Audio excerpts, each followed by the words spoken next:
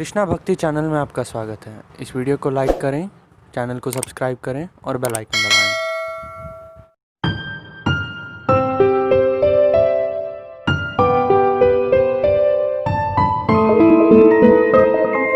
हरे कृष्णा। मैं संगीता आप सभी का कृष्णा भक्ति परिवार में हार्दिक स्वागत करती हूँ। श्री कृष्ण जन्माष्टमी व्रत कथा। द्वापर युग में जब पृथ्वी पाप तथा अत्याचारों के भार से दबने लगी तो पृथ्वी गाय का रूप बनाकर ब्रह्मा जी के पास गई।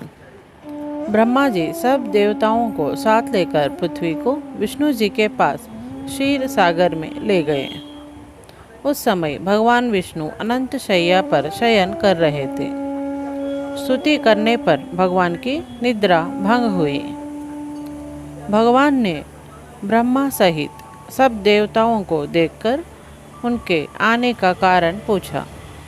तब दीन वाणी में पृथ्वी बोली, महाराज, मेरे ऊपर बड़े बड़े पापाचार हो रहे हैं। मैं पाप के बोझ से दबी जा रही हूँ। कृपया मेरा उद्धार कीजिए। यह सुनकर भगवान विष्णु बोले, मैं ब्रजमंडल में वासुदेव गोप की पत्नी देवकी के गर्भ से जन्म लूँगा। तुम सब देवतागण ब्रज भूमि में जाकर यादव कुल में अपना शरीर धारण करो। इतना कहकर भगवान अंतर्धान हो गए। वे देवता तथा पृथ्वी ब्रजमंडल में आकर यदुकुल में नंद यशोदा तथा गोप गोपियों के रूप में पैदा हुए। द्वापर युग के अंत में मथुरा में अग्रसेन राजा राज्य करते थे। अग्रसेन के पुत्र का नाम था कंस। कंस ने अग्रसेन को बलपूर्वक सिंहासन से उतारकर कारागृह में डाल दिया और स्वयं राजा बन गया।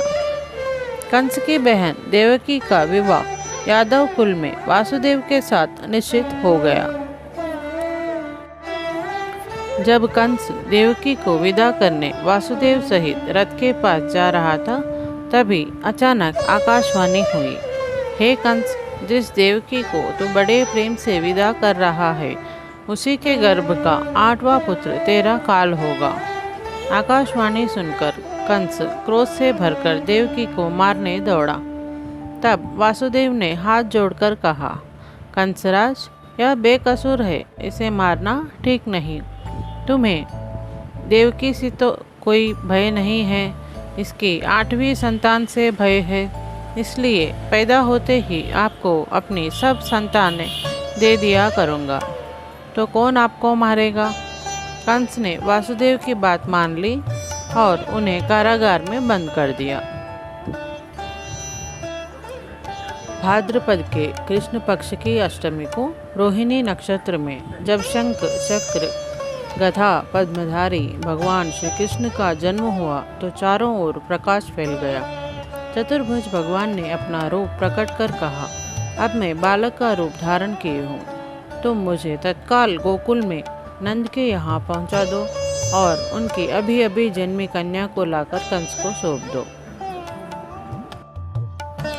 जब कृष्ण को लेकर वासुदेव गोकुल चलने की तैयारी हुए, तभी उनके हाथ की हथकड़ियाँ स्वयं ही टूट गई।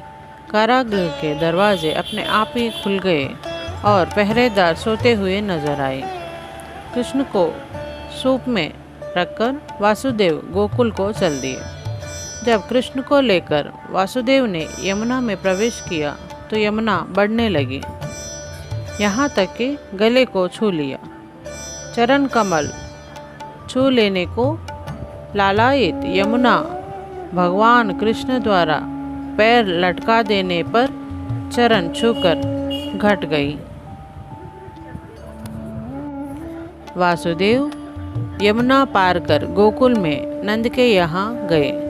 वहाँ खुले दरवाजे और सोती हुई यशोदा को देखकर बालक कृष्ण को वहीं सुला दिया और कन्या को लेकर वापस कंस के कारागार में आ गए।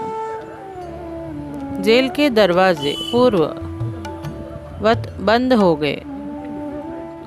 वासुदेव जी के हाथों में हथकड़ियाँ पड़ गई और पहरेदार जाग गए। कन्या रोने लगी। पहरेदारों ने कन्या के जन्म का समाचार शीघ्र ही कंस को सुनाया। यह सुनकर कंस ने वहां आकर कन्या को पत्थर पर पटक कर मारना चाहा, लेकिन वह आकाश में उड़ गई तथा वहां साक्षात देवी के रूप में प्रकट होकर बोली, हे कंस, मुझे मारने से क्या लाभ होगा?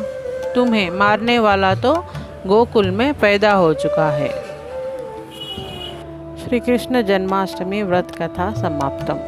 जय बोलो कृष्ण कन्हैया लाल की जय हो बांके बिहारी जी की जय हो। नंद घेरा नंद भयो जय कन्हैया लाल की, हाथी घोड़ा पाल की जय कन्हैया लाल की।